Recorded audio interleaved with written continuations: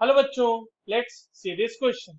Which hydride is or are an ionic hydride? Options are NH3, H2S, TiH1.73 and option D says NaH.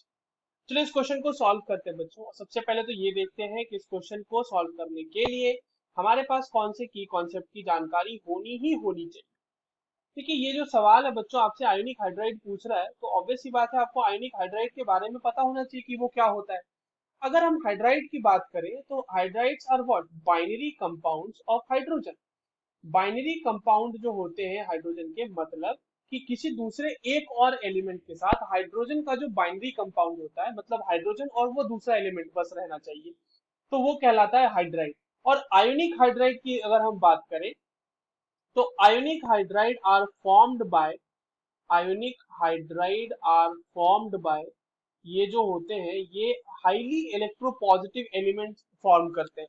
तो ionic hydrides are formed by highly electropositive elements. Highly electropositive मतलब ऐसे elements जो highly electropositive हो, यानी जिसके electron की donation की tendency बहुत ज्यादा हो. हाईली हाई इलेक्ट्रोपॉजिटिव एलिमेंट्स, जैसे कि एग्जांपल के तौर पे हम लोग देख लेते हैं, जैसे सोडियम हाइड्राइड या फिर लिथियम हाइड्राइड या फिर कैल्शियम हाइड्राइड. ये सारे के सारे जो है ये आयनिक हाइड्राइड्स हैं. तो हमारा जो आंसर हो जाएगा बच्चों यहाँ पर वो हो जाएगा ऑप्शन डी. बाकी ऑप्शंस को भी फटाफट चेक कर लेते हैं. देखिए NH3 और H2S, ये दोनों यहाँ पर हाइड्रोजन जो है वो खुद से ज्यादा इलेक्ट्रोनेगेटिव एलिमेंट के साथ लगा हुआ है, या फिर इस तरह से कह लें कि पी ब्लॉक का एलिमेंट है यहाँ पर. तो पी ब्लॉक एलिमेंट्स के साथ जो होता है बच्चों एक कोवेलेंट हाइड्राइड फॉर्म होता है. कोवेलेंट हाइड्राइड की फॉर्मेशन होती है. तो H2S और NH3 तो आंसर हो नहीं सकते, कोवेलेंट हाइड्राइड हो गए. और जो हमारा सी ऑप्शन है बच्चों, जो कि TiH3 आपके पास, सॉरी TiH1.73 दिख रहा है, ये एक मेटालिक हाइड्राइड है. मेटालिक हाइड्राइड या फिर इसे हम इंटरस्टिशियल हाइड्राइड भी बोलते हैं. Interstitial hydride.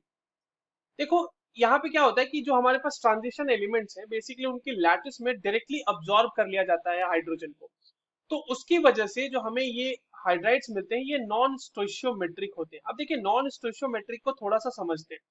नॉन स्टोइशियोमेट्रिक का कहने का मतलब क्या कि जहां पर दूसरा एलिमेंट और हाइड्रोजन, उन दोनों का जो एटम होगा उसका रेशियो सेम होना चाहिए. मतलब रेशियो सेम नहीं होना चाहिए, सॉरी, रेशियो जो है वो सिंपल होल नंबर रेशियो में होना चाहिए. जैसे आप नाइट्रो NH3 के केस में देखो 1:3 का रेशियो है, एक नाइट्रोजन तीन हाइड्रोजन.